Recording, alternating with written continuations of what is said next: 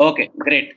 Good evening, everyone. The 10th edition of Bangalore International Film Festival presents Let's Talk. Today, we have the opportunity to talk to Mr. B.S. Srinivas. Uh, Mr. Srinivas has been the director of Arena Animation. He's been a media head and in education for last 22 years. And from the last 5 years, he's been with he's the secretary of ABAI. And he's also a filmmaker and producer. And today we have an exciting talk on film technology, something which we are all looking forward for, because in this kind of pandemic space, we need to see, okay, how are we going to do what will be the future of filmmaking in new technologies. And today, on this regard, I welcome Mr. Srinivas to be with us in our talk. Sir, namaskara. Namaskara. Thank you for having me here. Yeah, we are very happy to have you here, and really excited to listen to what you are going to say, because you have so much of experience in this animation industry, and the future is actually VFX. I think that is the way forward. With most of pandemic coming in, I think it will reduce the number of people on set and how the filmmaking will go on. So it's my pleasure to talk to you today. And for one of the first things I want to know is, actually, let's talk a brief about your how did you get into animation, and what's a little bit about your background. It'd be interesting for our viewers. Yeah, I'm basically a software engineer with a post-graduation in management, but business is something which was always in the back of my mind, and I always wanted to be on my own. So in the mid-90s, software boom idaga, I think that those are the times of programming and how software boom was happening. Everybody was getting into software and trying to equip themselves with the skills. I came across this option of something new, and something new and something different always used to excite me. So it not multimedia. Animation they used to only call it as multimedia. Different forms of media combined together on the same platform is called as multimedia. Yes, so idea no harm in trying and that time, I think 1994-95 time only Toy Story anta bandittu. That was, I think, the first completely fully generated animated film avaga, Toy Story. Pixar did that avaga. And that was also the time of the Jurassic Park first of the series. So it was pretty interesting. So nodana antandbittu just took a chance and came into this. And one of the first to start the animation and visual effects education in the country, way back with mid-90s. And since then, I think more than 20,000 students who have passed out from my institution till date. Oh, wow.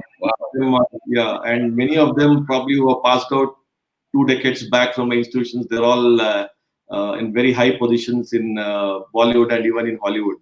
So likewise, it feels happy to see that these students have made a mark for themselves with the kind of training that they got here. And then later on, absolutely, they had to work in the field and they had to learn the tricks of the trade on the job. And they have carved a niche for themselves. They have become very popular and very famous also in various circles.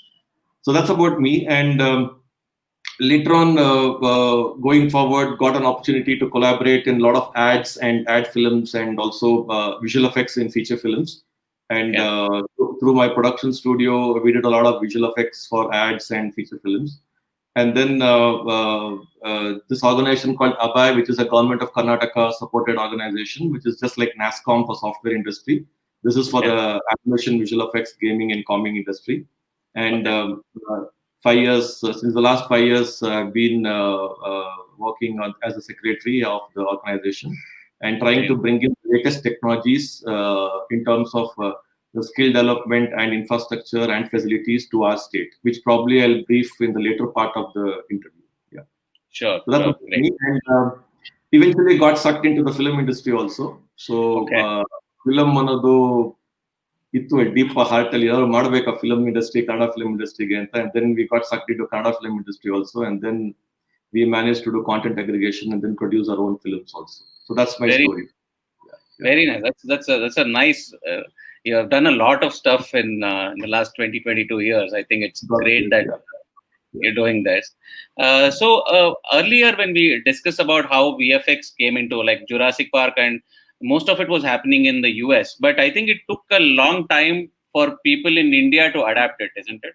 Because I think I think though we started training very early, it took some time for the production work to happen in India. And even when those production works happened, the works used to get done outside India also. So it really took some time, probably because uh, just by having the technology doesn't is not sufficient. You need to also have trained manpower on working on those technologies. Yes. So I think in that way, I think our institutions have contributed a lot in providing the required manpower for the industry. And a small part of the growth story, if you can tell in this industry over the last few years. And but once it started, I think today it's like it's the other way around. It's the other way around. I mean, like, if I can tell 80% or 70% of the Hollywood movies gets done in Bangalore, in India, in Bangalore. So that's a proud right. as latest as Lion King also got done in Bangalore. Yes, so yes. So that's the pride. See, gone are the days when people used to go in search out of the country for greener pastures. It is the other way around. Right. It's the whole world comes here to India, comes to Karnataka, comes to Namma Bengaluru to get their works done. So that's a very big achievement for all of us. Fantastic. I remember that when the earlier VFX means it used to happen only on songs. That was the. You remember the jeans days, right? Exactly. Yeah, I was about to mention jeans. And that was a part where you will see VFX and you're done and you're back to regular cinema. But I think today it's so much adapted. I think even regular shots are shot in green matte, and they take a lot of input from VFX for even normal shots today. So it's amazing to see how big the VFX industry has grown. So let's come to the topic of discussion then. Today you're talking about the future of technology and filmmaking. So could you just tell me a little bit brief of what is this you're trying to tell us today? See, the technology has grown beyond imagination over the years, and it's not a surprise that even filmmaking has to evolve. So filmmaking and technology in filmmaking also has evolved to a very great extent. So as you rightly said, from the having VFX only in songs, now it has moved on to almost every shot being. In fact, if you see the ads of today, it's like every ad has VFX in every single ad has VFX in some way or the other way. Yeah. And movies, so it's like it's taken over. I mean, like when I'm talking about animation or visual effects, that's not only animation and visual effects. There are future technologies also. Like we're talking about AR, VR, MR, XR, and then we're talking about virtual production, which I'll come to you with a few demos, probably with a few videos if I can put in. So to begin everything with, I would like to just put a 1 minute video by the director of Transformers. Sure. Just 1 minute, and then I'll go on to the other videos. Surely,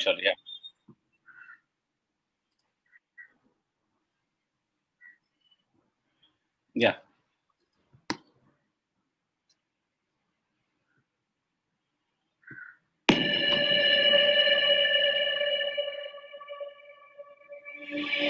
I want to create stories that take people through new worlds like a roller coaster. Movies have been around for about 100 years, and a communal experience in a dark room shared with a bunch of strangers, that's not going away. But it's how that experience changes over time. We're always looking for how we can project better, how we can shoot it better, how we can make it sound better. And the faster technology gets, the better it is for a creative person.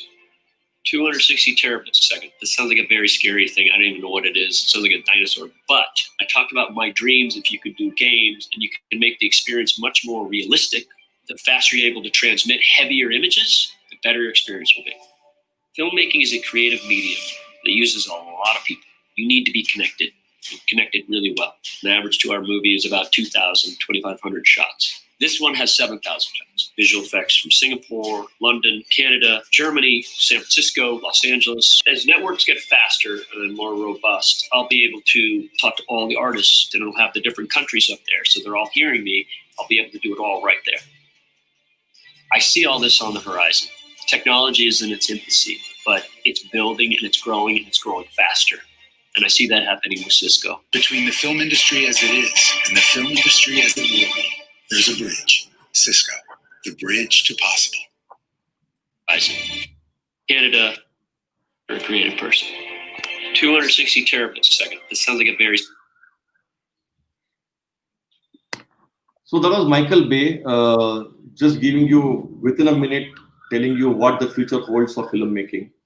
So why I wanted to start off with this was that, it's huge. The possibilities are huge. What you can probably not imagine also you could create, the kind of technologies that have come into filmmaking.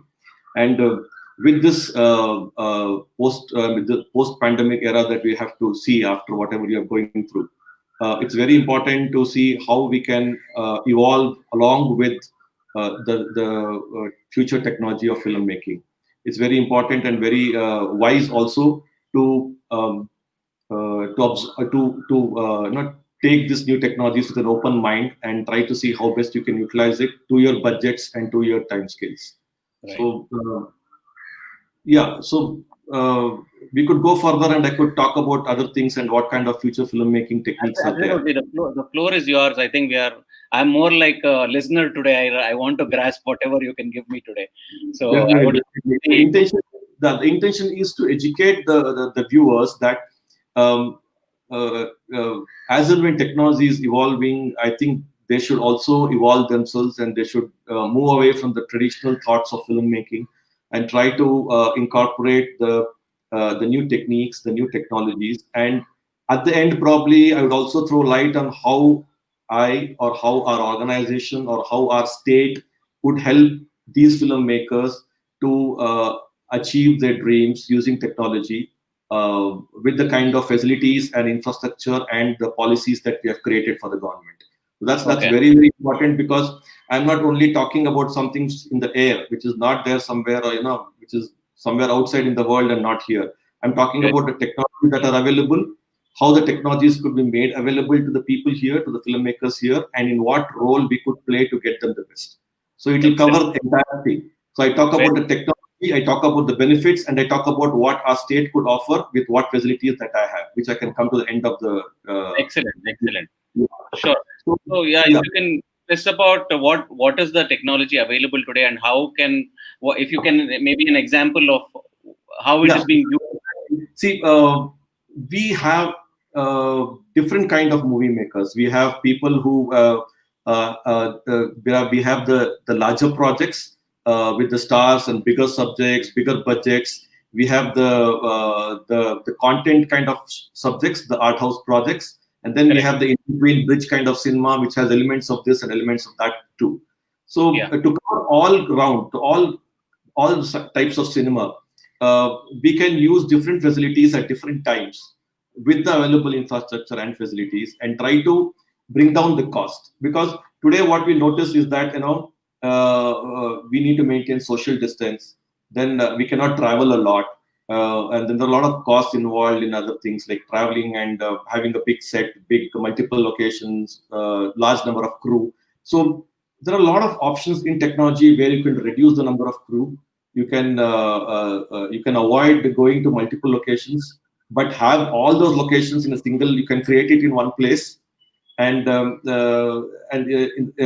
because you have to maintain social distance and you can't have more number of people, even with lesser number of people, you can achieve the desired results. So to substantiate, to give, to validate all these things, you need to watch a few videos to understand how it is happening outside, and then probably see how and when we can incorporate this inside our setup.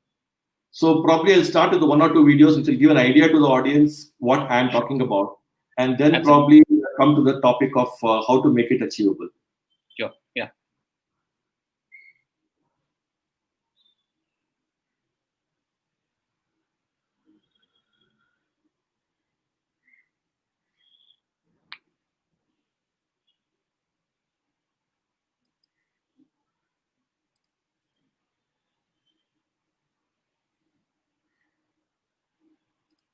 Can you watch the video? No, not yet. It's still not sharing. Now? No. Is it playing? No, no, it's not coming. I think you have to click share screen. Huh? You have to click share screen. Oh, sorry. One second. I think I missed that.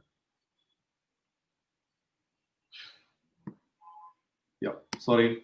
No problem. Next time you don't need to close it. I think I can move it and keep it on the side.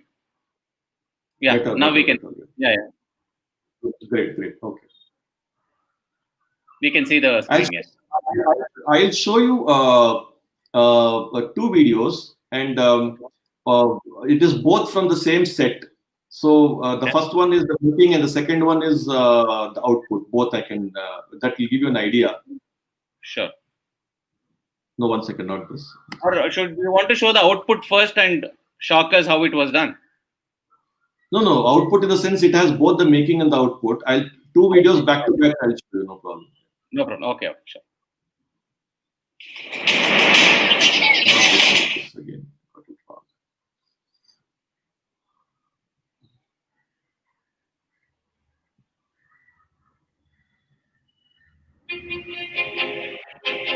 You able to see? Yes. You can make it. Yeah. So over the course of the week, we built a 291 panel wall and implemented content and our own off-axis projection system. This is a technical demo that we set up in collaboration with SEARCH, the Screen Industries Research and Training Center, and APG. So the reason why we're trying to capture in-camera visual effects on an LED screen is not only to get final pixels on set in camera from a creative perspective, but also to get dynamic lighting, reflections, and interaction on the talent themselves. There's many additional benefits over shooting on green. First off, all shots are final in camera. Second, you don't have green spill on the talent. You get dynamic interactive lighting on the talent. And lastly, the creative decisions are being made on location instead of months down the road.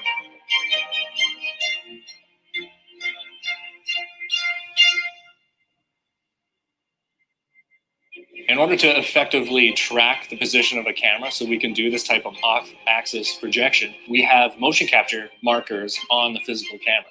Currently, we're using an active marker, which is emitting infrared light, as well as passive markers. We're inside of a motion capture volume, so all of these LED panels are actually sort of configured into our truss system with motion capture cameras mounted from above and all sort of like nook and cranny, wherever we can put mocap cameras in order to get exceptional coverage.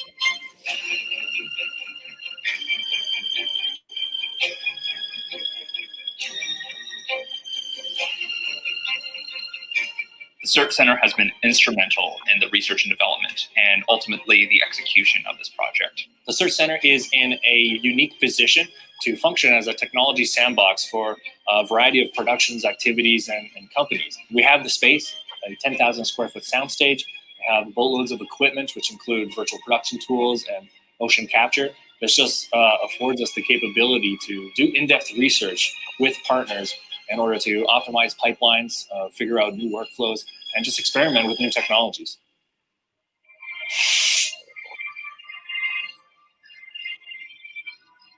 We are virtual production. Come work with us today.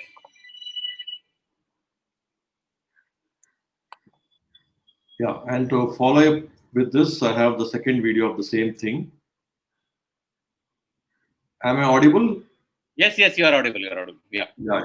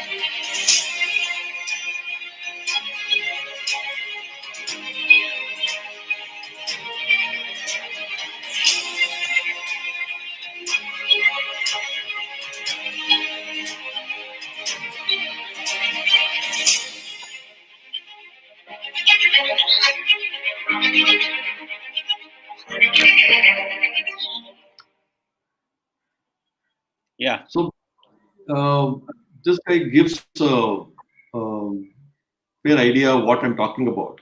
Though we have technologies like for years people have been using the green screen technology also, and it still continues to be popular and still being used by people, and it still continue to be used by people.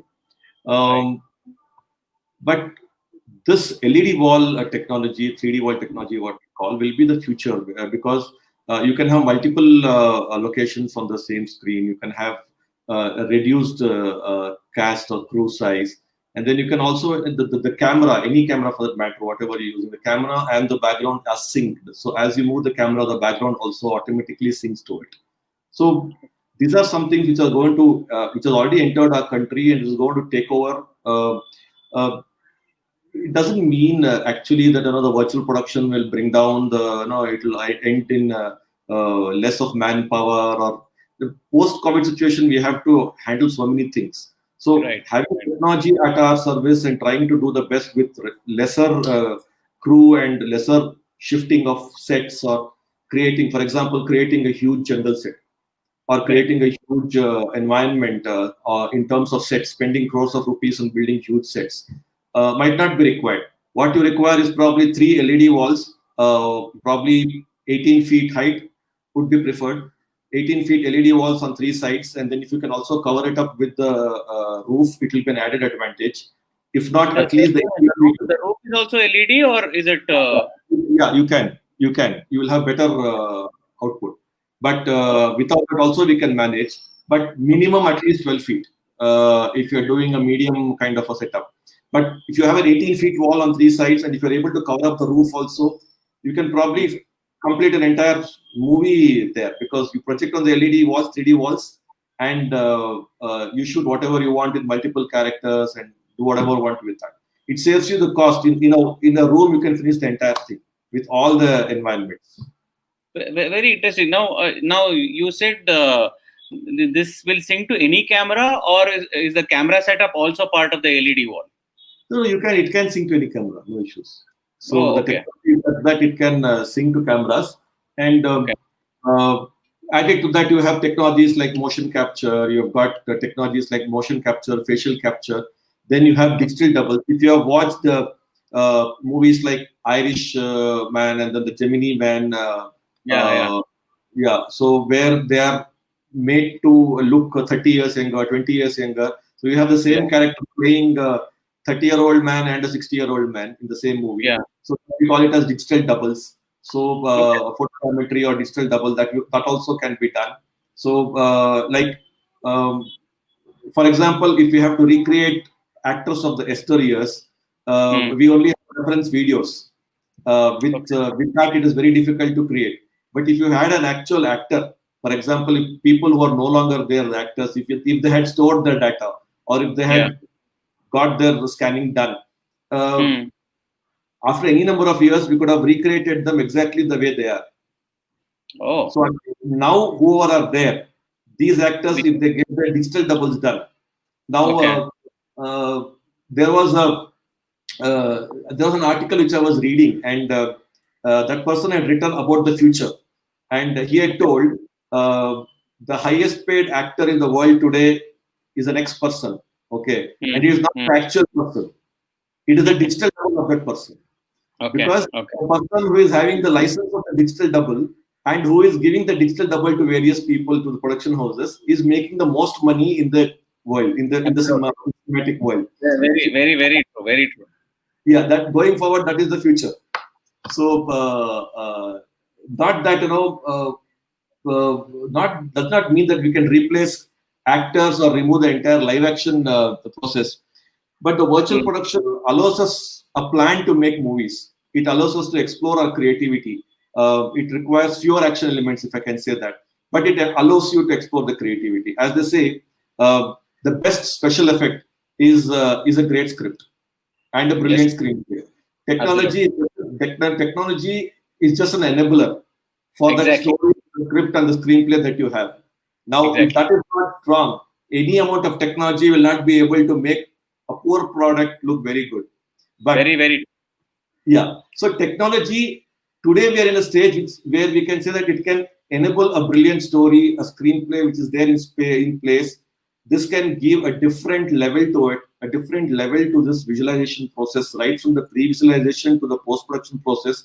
With technology, you can do a lot of things, which our filmmakers should understand and imbibe into their culture, is what we try to educate. It's what wherever I go and give talks, I tell them that, look, keep your mind open, see what our technologies are going around, see what you can afford, see where you can build your product using this technology. Because when the entire world comes to us to get their job done, we are good at servicing the people, we are good at servicing somebody else's idea, but what we don't know is we are brilliant storytellers. We are brilliant artistic people. The kind of culture, the kind of stories that our country has probably is unparalleled in the whole world. Just have to keep our mind open and put the right technology in place for the kind of content and for the kind of idea that you have, and you have a winner in your hands. So I would like to say that the technology is an enabler to the content and not the other way around. Correct. So coming to this one, now you showed who is giving the content of the what comes on LEDs. Is that the part of the filmmaker, or there are companies already building this content which can come on the LED screens and it can be used? There are companies which are building libraries also for that content. Plus, that particular software comes with inbuilt various templates and various locations. It comes with inbuilt also.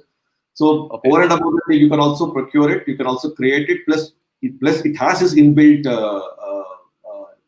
locations and environments in it. You can use whatever. So you're saying if there is a script which says this person, let's say he has to be shown in a foreign country, and if there is a template of a foreign location which can be played and the person can stand and maybe shown taking a phone call there, it actually establishes that person is actually in that country, right? And this can be enabled with this technology, right? Srinivas, you got frozen. Sir, I can't hear you, or I can't. Srinivas, can you hear?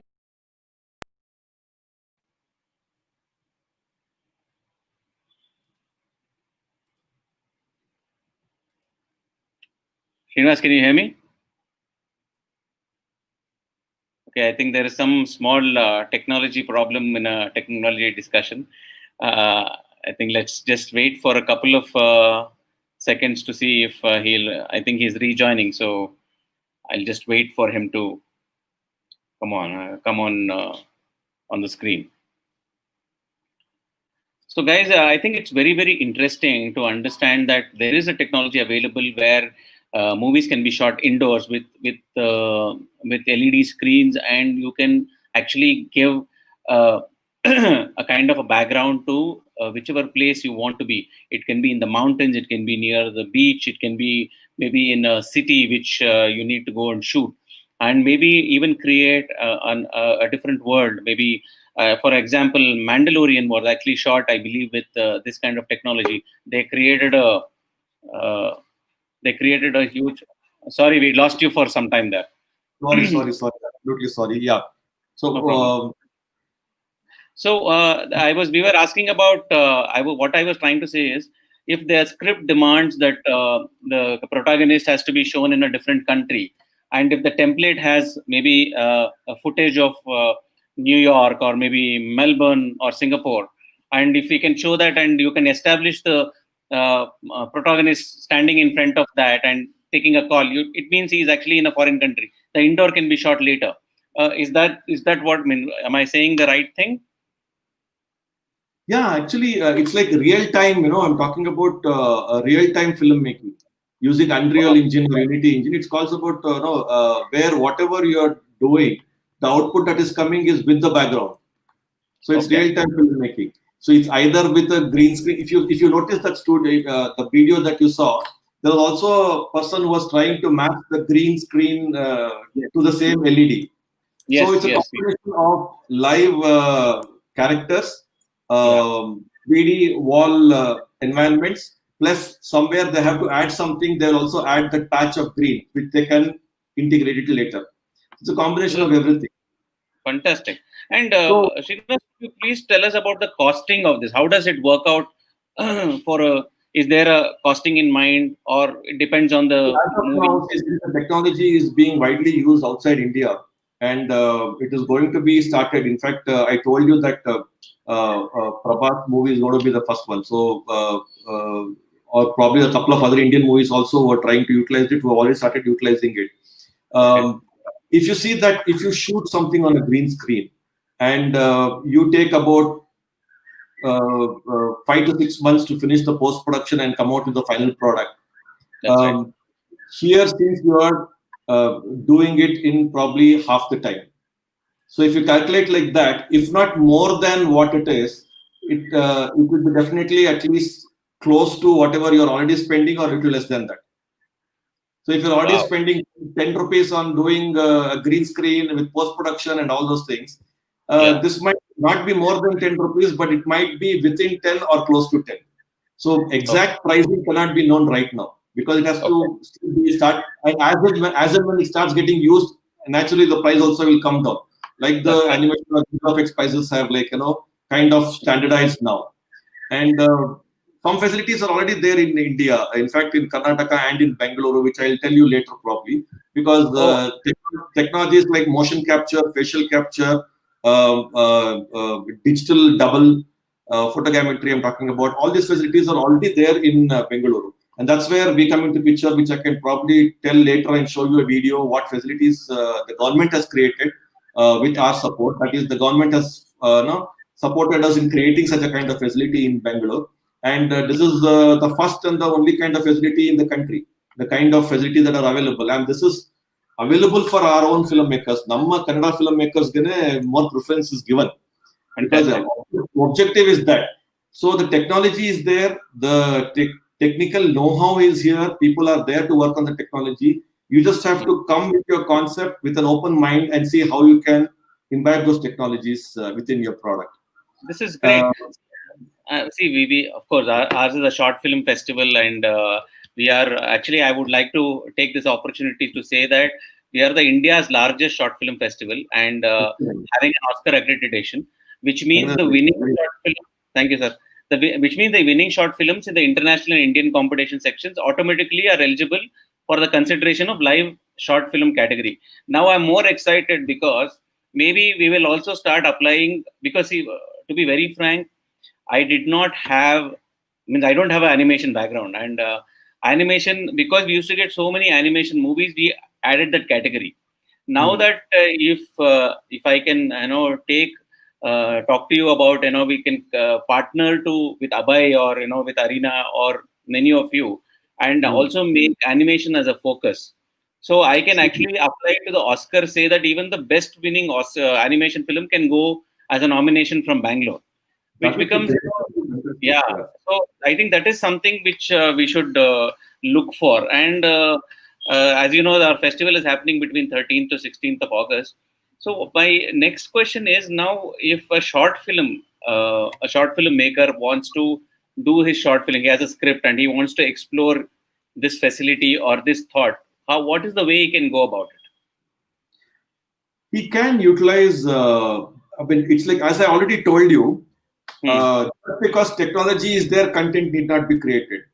Correct. Whatever content which he has created should require technology. So the technology that is what I was trying to see. I get a lot of filmmakers coming and telling me stories about time machine or different or even for example, they want to do like I heard a short film story recently which is based in pre-independence India. Okay. And for him to create a pre-independence India is difficult. And he said, I want a producer. I said, that itself will cost so much of money to create a space where, you have to show all that. But something like yours where probably, a village kind of a setup can be created or can be shown and it can be done. I think, how would you advise filmmakers to go about it? See, we have a very good green screen facility, probably one of the best in the country. And we also have all these technologies to create stuff, and we have the expertise to work on that also. And we can probably look at a small way to launch off something, and probably if the concept is really good, they can come with the concept, and probably we can see how best we can be a part of it and see how we can do that. Because since we have the knowledge of technology, the facilities, the know-how, and also we are into the background of filmmaking, probably we'll be in a better place to help them achieve whatever they want with the content. Because the technologies are available and it is not very high also. The technologies are high, but the price is not very high. It is, I think, it is achievable. I would say that it's not only for the big filmmakers or big budget films. It is also achievable for viable for people, for independent filmmakers, for short filmmakers. We can see, depending upon the content or concept, we can definitely work out. I mean, like the objective is to see that the technology helps our own people first, rather than catering to the whole world. The catering to the whole world is there always, but the objective of the facility is to help our filmmakers, our local filmmakers from our industry, to achieve their creative visualization, what they have put on paper. Yeah, actually, so, I'm feeling a little bad because if this COVID situation was not there, we would have had a open festival and probably we could have seen your facility as a group or send some filmmakers to. Yeah. So many things would have been done if Corona was not around. But we need to seriously think about the post-Corona situation because things are going to change and filmmaking will not be the same anymore. Filmmaking and film viewing will not be the same anymore. Even the content creation and the content viewing has already gone through a lot of changes and will go through a lot of changes. So we need to be ready for everything. So first and foremost, we have to think about filmmaking. That's what we're discussing. So we need to look at filmmaking, how we can try to minimize the cost, but still achieve the same or a better result. So that's where these things might come into picture. Where probably having real actors or more number of actors might not be required if we have the digital avatars or we have the digital environments and the technologies that we have. So probably let's play one small video about mandolin and then probably we'll come back to our discussion. That's the video to play. Sure. Yeah, one second.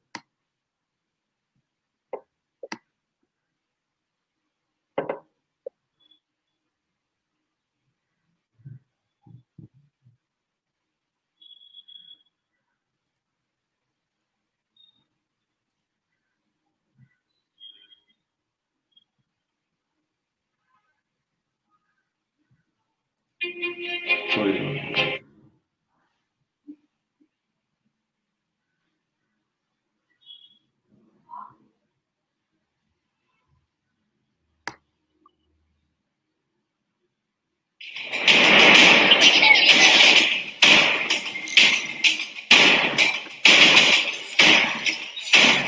Can everyone see this? Part of what's collaborating on The Mandalorian with Lucasfilm and Disney is that we have been able to see through a few technical innovations and a few firsts that I think are going to have a lot of impact on the way television and movies are made moving forward. In partnership with ILM and Epic, we have put together a system whereby which we can have game engine, real-time render, and video wall technology coming together to create a backdrop for the big, beautiful world of Star Wars. The volume is 21 feet tall. It's 75 feet in diameter, run by 7 machines, pumping the visuals onto the screen that's being created in pre-production and can be on the screen within 24 hours of being finalized. It's incredibly impressive when you first walk out there because it completely surrounds your peripheral vision. And you really quickly forget that you're indoors and you're not out on some planet's surface. It feels like a real 3-dimensional environment surrounding you because it is a 3-dimensional environment. You can allow your key creatives to all make decisions together so that the shots are captured entirely in camera, which allows for a better performance. And what was so exciting about this is by bringing those people together, things started to click. And we started to realize, well, let's not just do green screen and interactive light. If we're going to design the whole set and game engine ahead of time, maybe we could have some in-camera effects. Everything in the volume is designed to both light the actors and to be a background that we can directly photograph. So you end up with real-time final pixels in camera. If you look at visual effects heavy films, you've got a film set and then it's going to go to post and it's going to get the world put in. Here we're considering all of that at the same time. And how do we create a background and foreground that live together on the volume harmoniously? When we started to play with the idea of using Unreal Engine for virtual production, that's one of the things that Richard and John started to embrace, is that you've got this very dynamic world where you can have randomization of things and find the happy accident that gives you the perfect shot. Being able to see the actors point at things and see what they're looking at was pretty transformative. It gave everybody context, with the added benefit that if you want to move a mountain from there to there, you can do it instantly. You could switch between the Iceland location to the desert location, all within the same day of shooting. The ability to shoot a 10-hour dawn is extraordinary. To shoot any sequence where you say, oh, this world's not quite right, let's just move it a little bit. An extraordinary number of benefits and advantages for shooting in that environment. It's mind-blowing what that tool is. What you see is really what you get. And that's something that really means a lot to filmmakers, especially those who have worked with a more traditional approach in the past. Shots of character in a vehicle traveling through a complex environment. It's always very difficult to do believably on stage. LED screens are a wonderful solution to that problem, because what you're doing is you're taking this technique of image-based lighting that we've been using in computer graphics for years, and use it to light a subject. And then we would do shoots where we would texture map real lit surfaces onto our game engine Geo. And so the camera could move anywhere. We would do interiors, like Werner Herzog's office. And then you started doing things like building sets into it, having half a spaceship with reflective surfaces. And so it became exciting because by the end of the season, it was like, let's start designing sets around what this could do well. Just like the good old days. With Star Wars, we're building on a rich legacy of innovation, and getting to partner with Jon Favreau to make his ambitious vision a reality, it's really a game changer for filmmaking.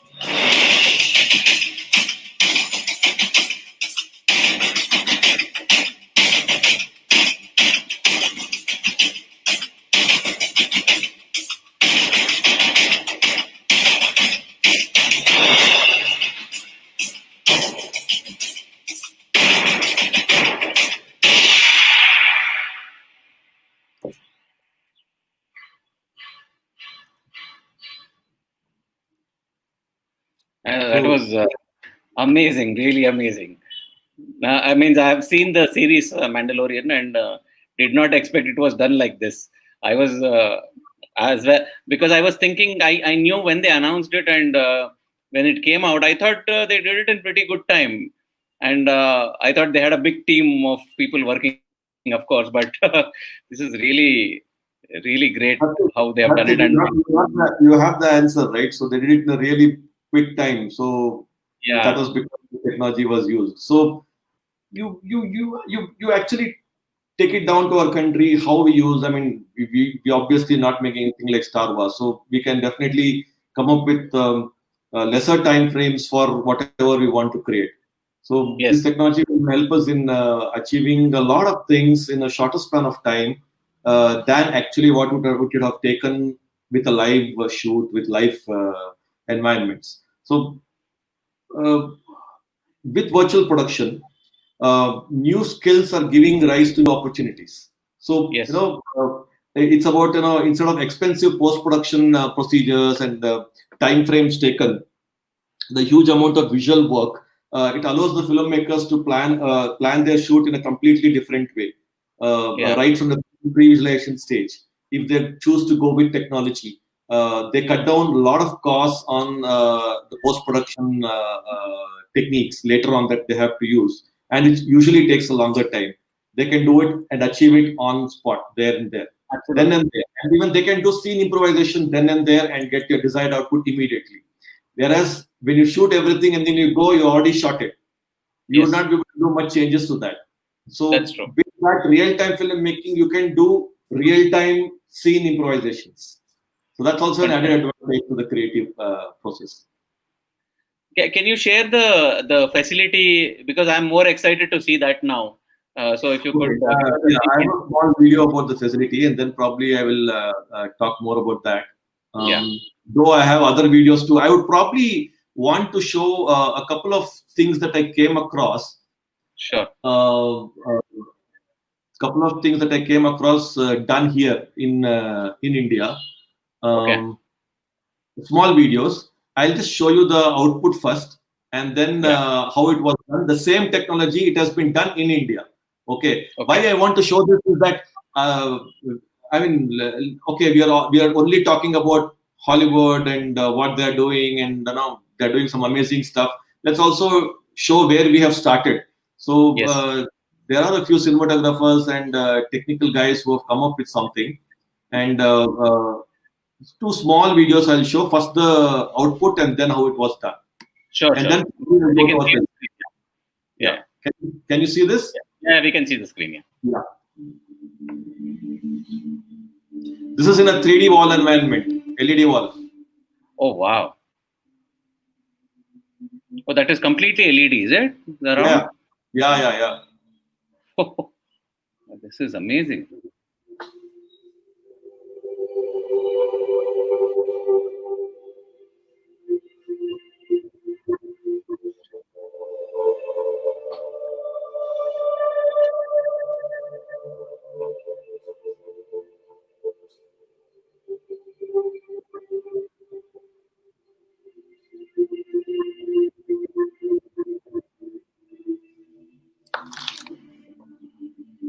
And how it was done. Okay.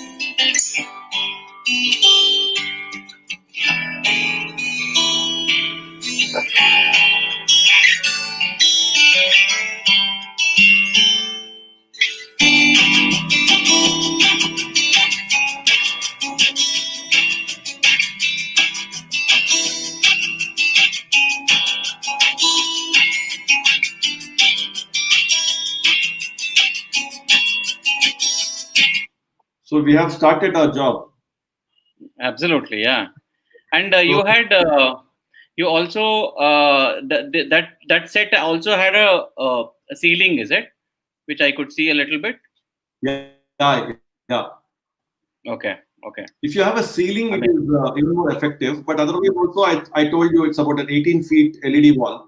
I mean, depending upon the scene, it could also be a 12 feet LED wall. And the output is definitely, I would say, better than the actual shot.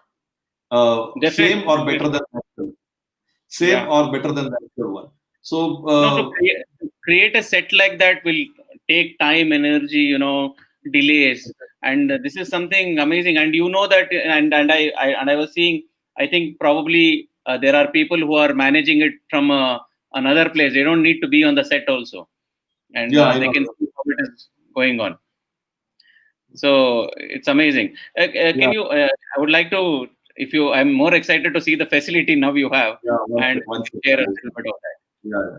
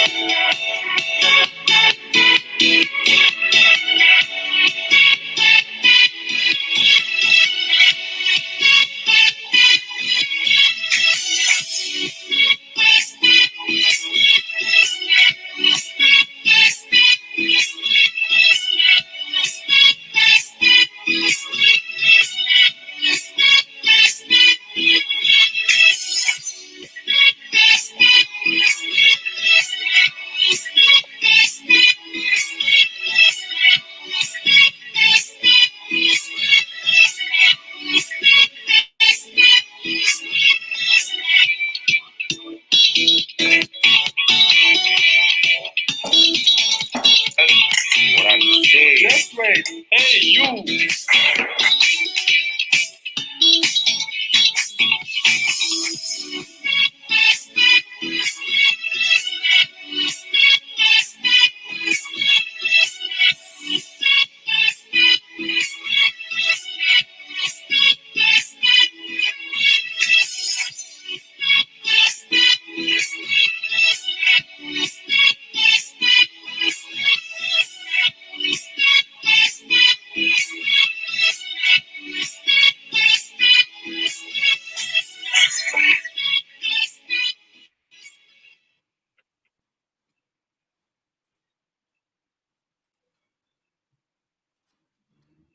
So this is your facility in Kormangala, is it? Where is the facility?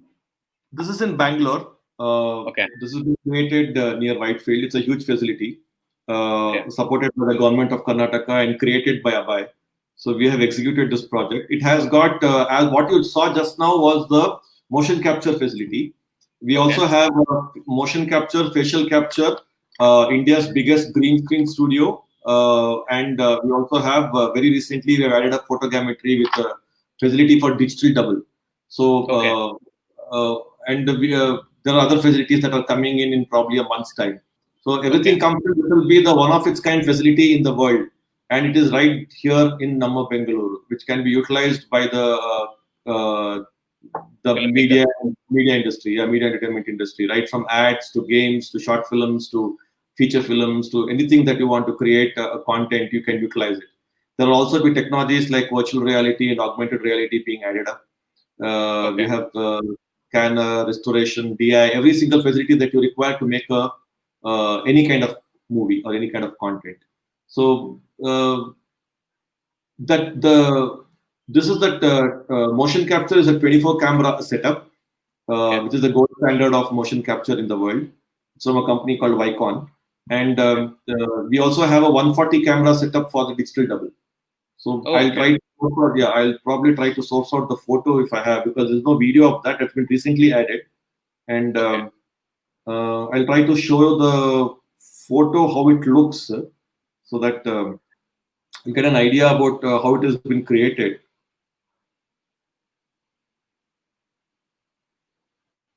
Just 2 minutes. I'll just.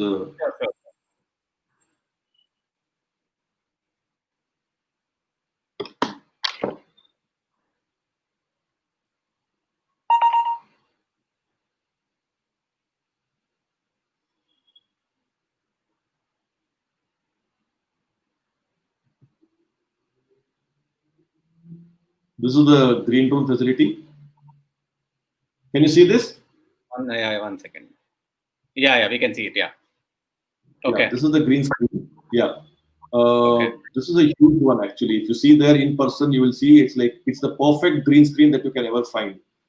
Okay. It has got, if you can see the depth and the kind of paint that has been used, this is probably the best in the country. And this is the I told you about photogrammetry, the 3D, the 360 degree, the kind of digital doubles that you create. So there are 140 cameras fixed. And the subject or the person goes in and stands there, and within a fraction of a second, at one click, all the 140 cameras click at the same time. Amazing. And captures the entire character or the body or any star for that matter. He can have his entire data stored here, because going ahead, his digital double will be more expensive than himself. Yeah, I'm sure. If he knows how to do business out of it, going forward, the digital doubles will be more expensive than the actual actors themselves. So, these technologies are already available in our city, in our state, and in Bangalore. And this can be availed at probably a very less price compared to going anywhere else. You don't have to go to a London or a Montreal or a Los Angeles to get this stuff done. I mean, you will have to spend probably 10 times more the money that you spend here. But you can come here and get your stuff done at a very subsidized price, especially for people from Karnataka, Kannada filmmakers. They get a very subsidized price, which we have decided to feel that they benefit the most. So the technology. I think it's great, and I would definitely love to come and have a visit at it. I think I'll also encourage other filmmakers to go and check out the facility, and you can actually think about it when you are writing your next script. I think your script does not, you should not hold you back for technological reasons. I think it's amazing thing. Like you were telling that about the village or the pre-independence era or whatever it is. Why curb your freedom of creativity? Right, whatever you want to write, we have the technology to support it. It's great what you guys have done, Srinivas. I mean, I'm very happy that we had this talk today, and we are almost reaching an hour. I think we'll just take a couple of questions. I think there are a couple of questions people would like to check. I think so. Let me start with Vinay. Vinay wants to ask, can we shoot something for Indian television like they have done for Mandalorian? Yes, you can. That facility, you might have to either go to a facility which has already LED walls installed, or probably wait for some time. We will have it installed in the same facility, and you can come and shoot there. Or else you'll have to probably get a area where you can just take the LED walls and set it up. The technology is available. Okay, but do you have the LED walls with you right now? It's still not available in your. That's in the next stage. That's not come up yet. As of now, we have got motion capture, facial capture, green room, and the digital double facility. Okay. So, but so it will come in your facility also. Yeah, it will definitely come in some period of time. It will definitely come. Excellent. You can do it. Yeah. Okay, so Sugata Paul is asking the same question we just spoke about. He's asking that he saw the documentary, but is it available in India? Yes, it is available in India. I know a few people who have the expertise to do it, and we just need the LED walls. We have the technical know-how, and we can arrange for the infrastructure also. But if you want a ready-made facility, it's not yet ready. But I'm sure that it will definitely come up very soon. But you can do it. The technology is available in India. You can definitely do it. I think that's great news. I think Charita wants to know if there is a need. Is it easier to reshoot with motion capture?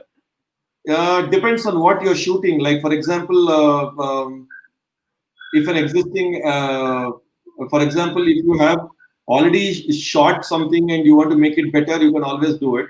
How do I give you an example? Okay.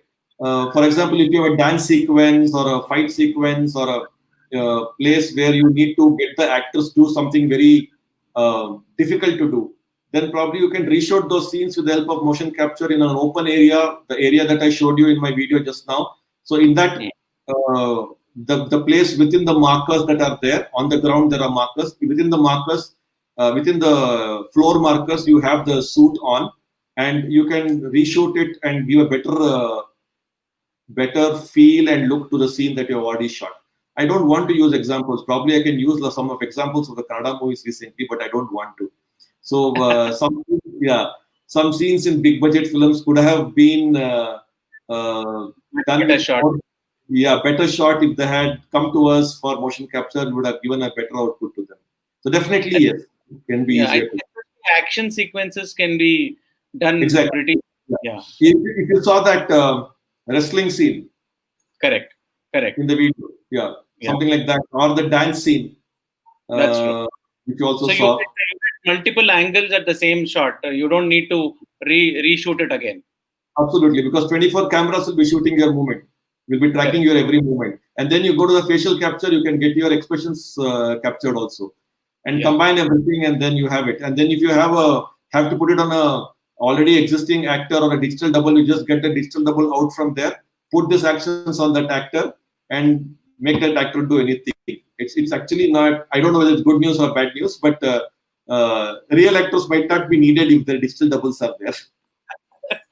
I really don't know how it will change later, but I don't know. Probably it might be the fact, because I saw a future statement saying that I told you just now that the digital double of an actor is the highest paid actor in the world, is what somebody had predicted. No, it's going by, I think, the actors of today, if, as you said, they can do a digital capture of themselves. Maybe in 100 years, they all can be reused and made a movie without them alive. Absolutely. And not only that, in a movie where there are multiple, like there's so many examples of movies that I give where the hero is in multiples. So it's so easy if you have a digital double. There was a movie I'm talking about long ago when Multiplicity. It was an English movie where he's about 10 versions of himself because he wants to do multiple things at the same time. One he is a husband, one he is going to office, one is going somewhere driving. But yeah, it is. I think that is what is going to become. Vinay is asking what version of LED walls are used for such technology. Yeah, I mean the P1, P4 or better, the same ones. I mean there's nothing different. The P1, P2, P4, whatever is there, that same LED walls can be used. No issues. So the only thing is the content what you put in is what matters into the LED wall. Okay. Yeah. Interesting. Okay. I think Charita wants to know, is real-time viewing possible as well in motion capture? Yes, it is. In our facility, it is there. Both on Unreal and Unity, you can see the real-time viewing. There are two screens, and whoever is performing within that markers with the environment can be seen both in Unity and in Unreal on the screen right there. So as if he is actually performing an open space beneath the cameras with markers, but environments you can give whatever and you can see it in real-time environment. If you come to the facility, probably the day we open the facility for public, right now it's not open for general public, but people who want or who are interested and who are filmmakers, genuine filmmakers, they'll be allowed to see the facility, so you can see what kind of output comes out. Yes, it is real-time film. It is real-time output. And when you are seeing only, you can see the real-time viewing right there when he is performing. Which is easier to shoot, live action like the Lion King or the green mat shooting and then doing graphics? Obviously, yeah, the Lion King used a technology called the Genesis virtual production.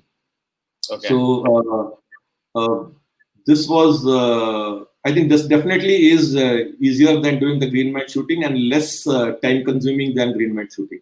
So I think it is easier to shoot live action. I would not say live action. In that Lion King, there was nobody live. Correct. At least in Jungle Book, there was the kid who was live. Yeah. But in Lion King, nobody was live. So it is all virtual production. So Genesis virtual production. Yeah. It was Yeah, nobody was live, nobody was alive in that. Everybody was True. Yeah. And Vishwamitra is asking, is there a scheduled time for visiting, or is there a tour which can be arranged at the facility? But I think you just said that it's not open for public yet. It's not open for public, but yes, if he's a filmmaker and he has content and he wants to see how to utilize the facility, probably he can get in touch with us and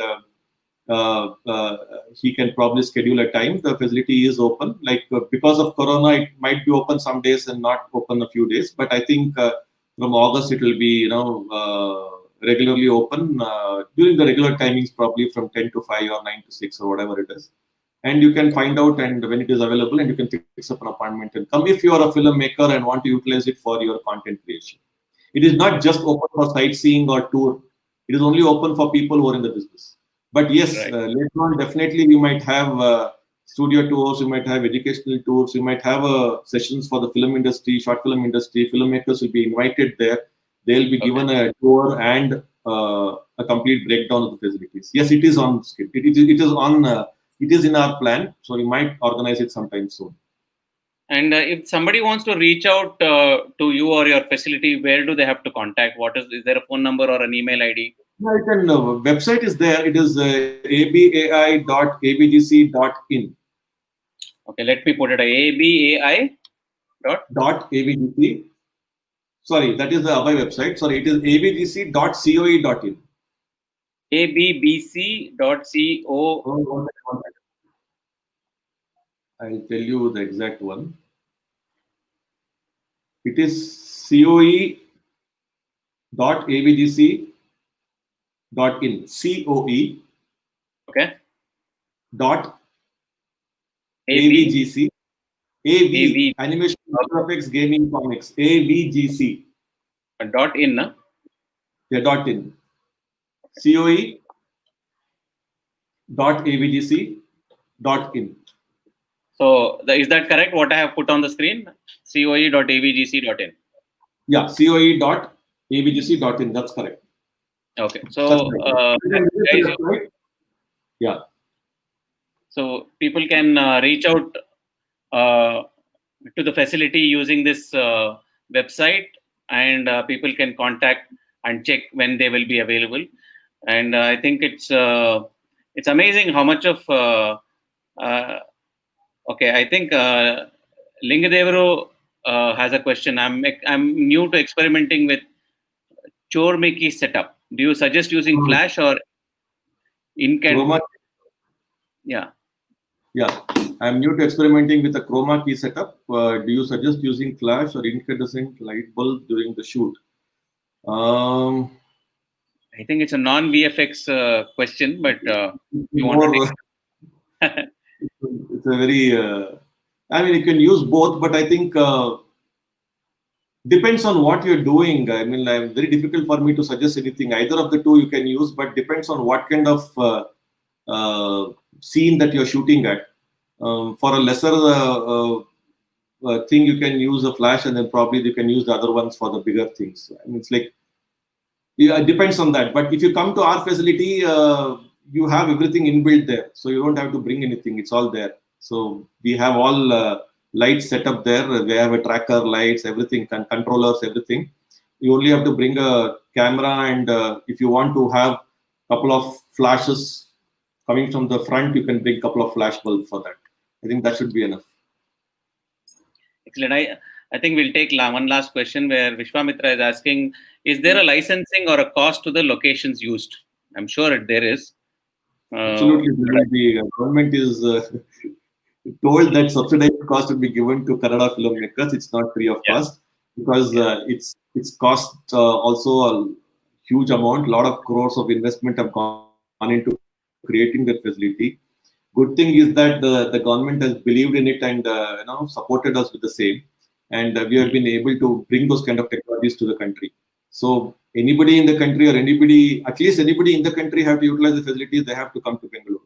So if you ask me, Bengaluru probably, along with the air-conditioned city and the green city, is also probably the media entertainment capital. Mumbai might be the capital for the business of it, but Bengaluru might be the capital for the technology of media entertainment. There's no doubt on that.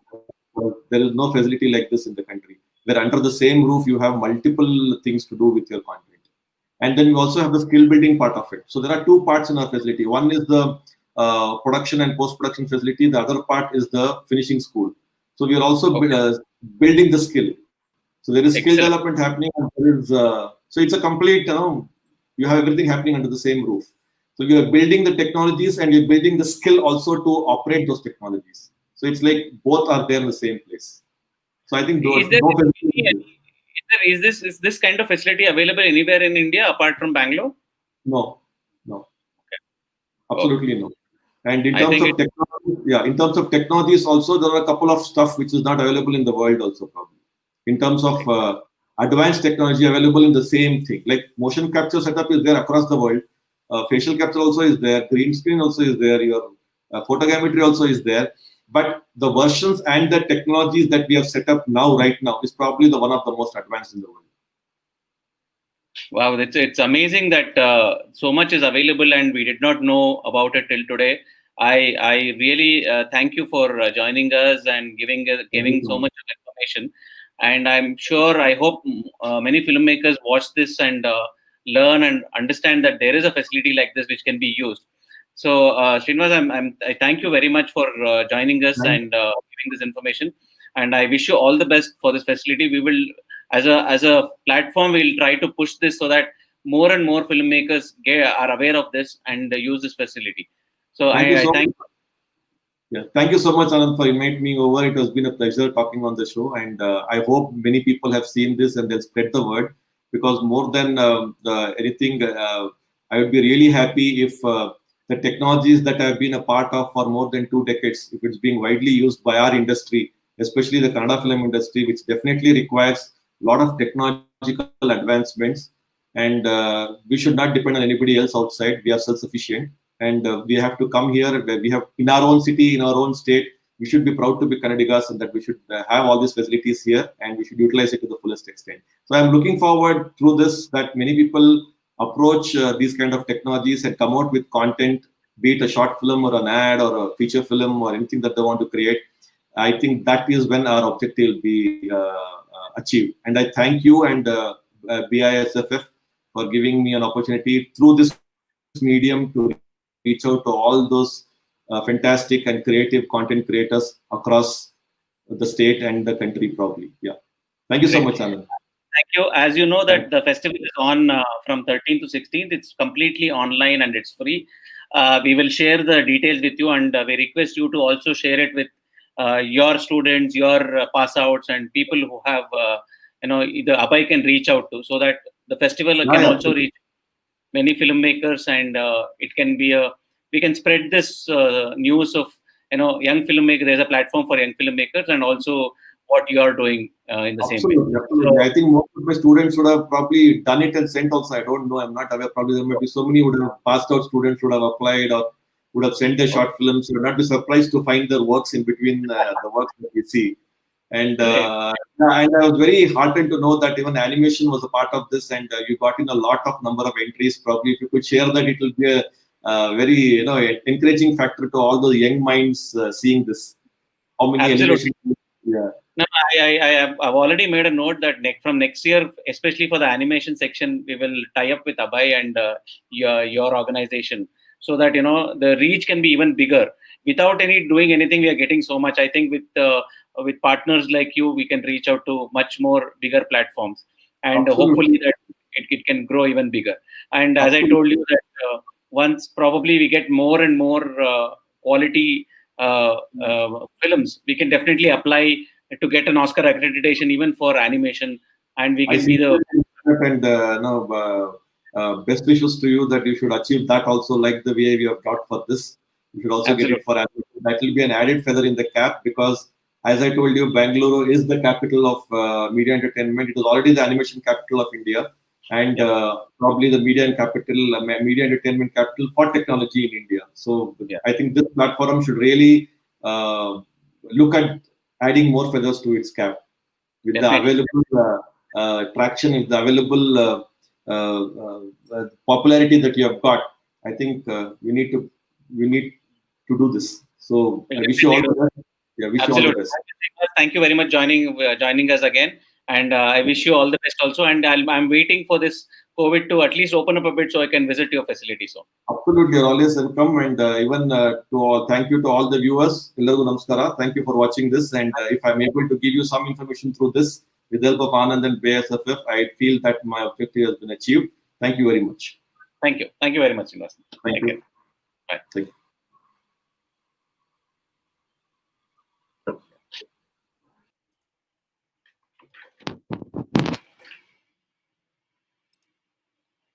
So, viewers, as you saw, it was a great information session we had today. I was so excited to hear about it, that we have such a great facility in Bangalore itself, and there's nothing like this anywhere in India. So I urge you to go and check this facility whenever it is open, and please don't hesitate to reach out to them at coe.avgc.in. And again, I thank you for joining us today. As you know, our Let's Pitch a short film event is happening. Please, in the last 2 days for you to pitch, please go to our festival website, bisff.in, where you can click on Let's Pitch and put up your stories. And we have also announced a poster competition. Please, you can also apply for the poster competition from our website. Again, I want to remind you, our festival dates are August 13th to the 16th. It's completely online and completely free. Of course, we to support the festival, and we are also supporting a non-profit this time. So we urge you to donate whatever you can, and so that we can give it to this non-profit organization who are COVID warriors in their own right. Thank you very much for joining again, and I wish you a safe evening and good night. Thank you.